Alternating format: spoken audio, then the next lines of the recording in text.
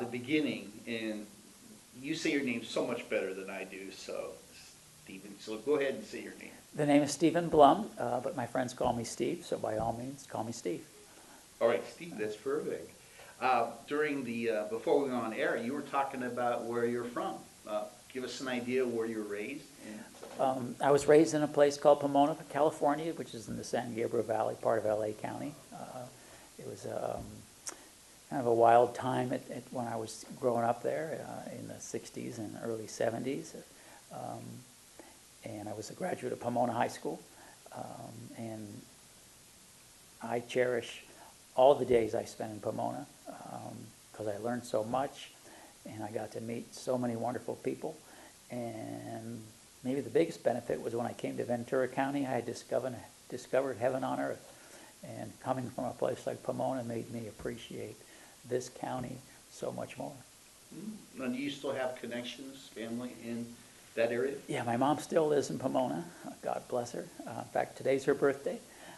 So Happy before birthday, I came Mom. here, I called her to wish her a happy birthday, and she's 87 today. And my mom was one of God's gifts to me. You know, I learned so much from my mom. No matter what happened in life, she always kept a positive attitude and a smile and a hop in her step. And I like to think that I'm the same way, and I learned it from her. And then from high school, you actually went to, what was your next step educationally? Yeah, from Pomona High School, I went to California Lutheran College in Thousand Oaks, another big break in my life. And so I attended that school for 4 years. I went to school on all the state scholarships. I call them the poor boy scholarships, but they call them academic, but it was because we didn't have a lot of money. I ran track and cross country there, and it was just a wonderful place. Back then it was still kind of in its beginning stages. It's not the nice place that it is now. I mean, if you go to Cal Lutheran now, the buildings are really good. When we were there, most of our Catholic classrooms were former chicken coops. But it was a wonderful education. I met a lot of wonderful people there. My track coach, Don Green, kind of really stands out as somebody who really I admired and wanted to be like. And I wound up as a track coach later. It was a lot because of him. So you ran track both in high school and college then? Yes, and then I continued to race for about another 20, 25 years post-college. It was, again, just a wonderful sport, and something the harder you work, the more success you'd see. And so I learned a lot from my activities in athletics about the value of hard work and how that leads to success. And so I ran for a lot of years, yeah.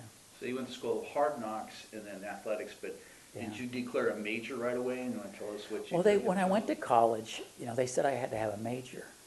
At Pomona High School, nobody really talked about college. They talked about staying out of prison. But college really wasn't part of the conversation, and I really only went to college because my brother did. He was an all-league football player, and he went to college and said, hey, you should go to college too. So I did.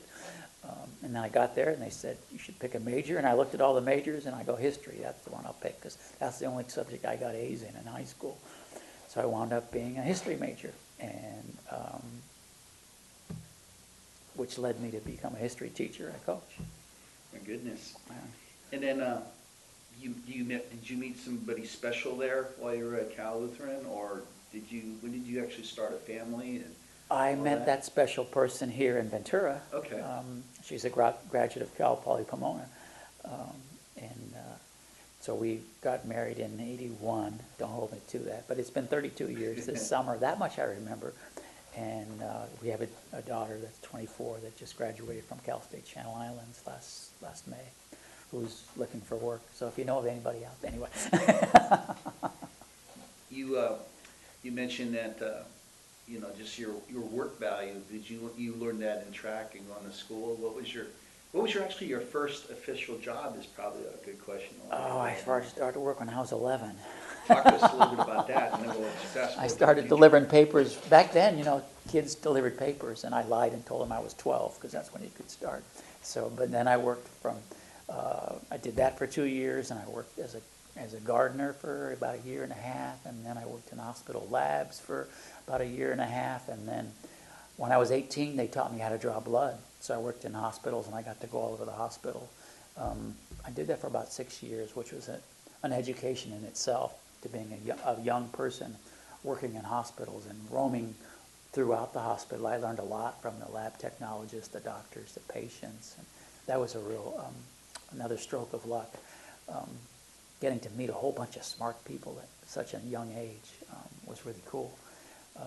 And I worked throughout, so I did that mostly when I was in college. And then when I got out of college, I trained for a year, and then I went back and got my teaching credentials. My first teaching job was here at the adult education in Ventura, and I started coaching 79 at Buena High School while I was doing my student teaching, and then I was hired in 83 at Buena High School as a teacher.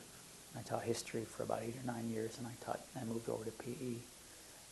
So I worked at Buena for about 22 years, and I transferred to Foothill when it opened.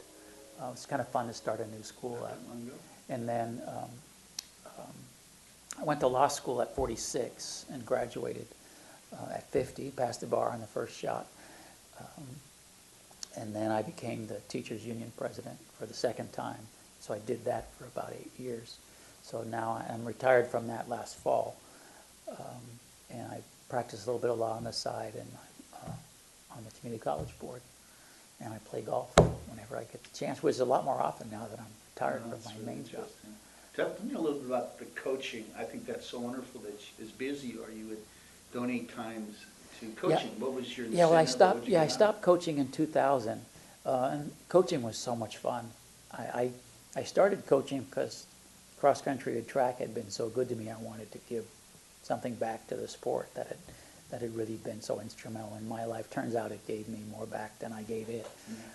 I got to coach so many just wonderful young athletes, and met so many wonderful parents, and I just had so much fun coaching. And we won a lot. We won almost, some people say too much. Like we won the league title my first 13 years when I was the cross country coach. But it wasn't because we were really trying to win. We were just trying to have fun. And I just soon discovered that the more fun we had, the more we won.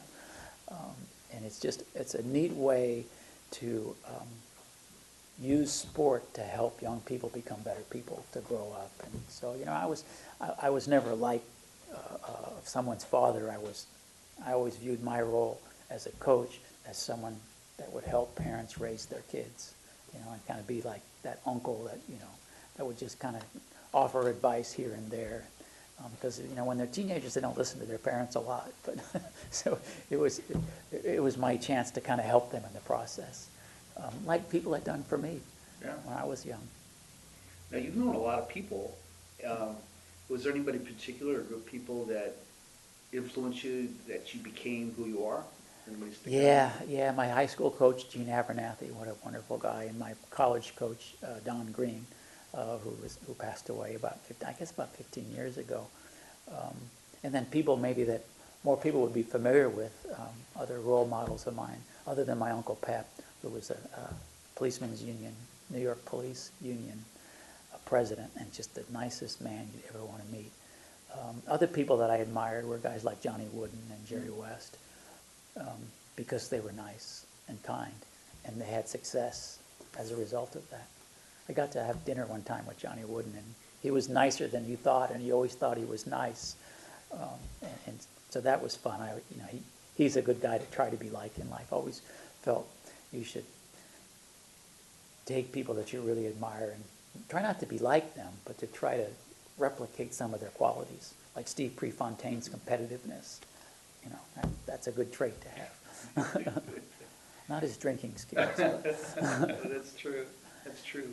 What do you think some of your personal visions are? I mean, it sounds like you're going to live a lot longer life here, Steve. And what just drives you now in where you're shooting towards? The same things that have always driven me. I was happy to retire last June at 58 and still have quite a bit of life to not work so much, but still do some work.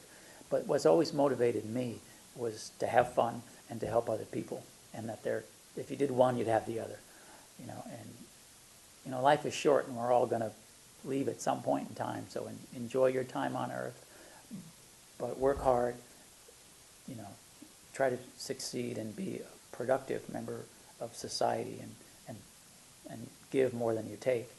And so, to me, helping other people is a lot of fun, and it really broadens your group of friends. And really, to me, that's your value. Your wealth, to me, is the quality of the people that you know and are friends with. You know, money's overrated. Love it.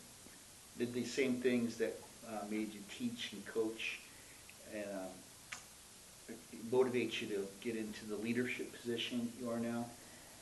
For some reason in life, I never really wanted to be in leadership positions, but I always wound up in them. I don't know why, but it's happened quite a few times. And I don't know if you're referring to the leadership position with the College Board, but it's just kind of something I fell into. I think a lot of life just kind of happens. You know, we like to think that it's all planned out, but it's not. A large part of it anyway. So people kind of convinced, they talked me into doing it. I reluctantly agreed, and sometimes I kind of curse at Tim Sewell and Paula Munoz for getting me involved into this. But for the most part, I'm really grateful, because it's been another opportunity to help people help themselves. That's really good. That's really good. And I guess the main question I want to ask is, do you have any statement you'd like to make that you think would be entertaining, encouraging, inspiring? I don't know if it'd be inspiring, but hopefully it can be a little entertaining. And as far as my role on the College Board, it's a school board member is kind of a funny job. It's the funniest job I've ever had, I think, as far as, because nobody really knows what it is and what it's not. People think you have more power than you really have. You think as a trustee that you have more power than you have until you get the job, and then you realize, well, you really don't. And that's a good thing. A school board is a group of lay citizens who are elected to kind of be a citizens oversight committee, a watchdog, to kind of make sure that things are running smoothly and nice. But you're not supposed to get involved in operations. You didn't get hired to be a teacher or to be the superintendent or the chancellor. You hire other people to run it.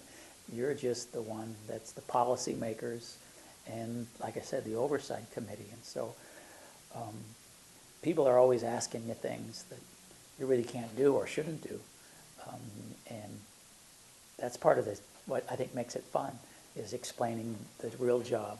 And but you have the chance to try to make things better. And my personal mission has been to try to use my coaching skills to help the college district work together as a team.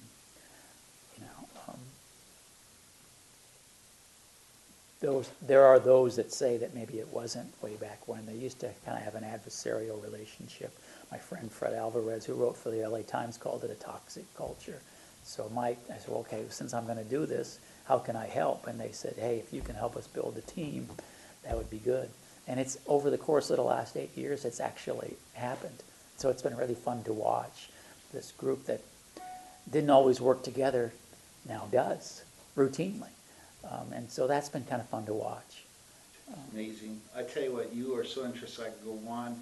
Steve, I find you very interesting, and I thank you so much for taking time out of your busy schedule to interview with us. Thanks for the invite. It's been fun.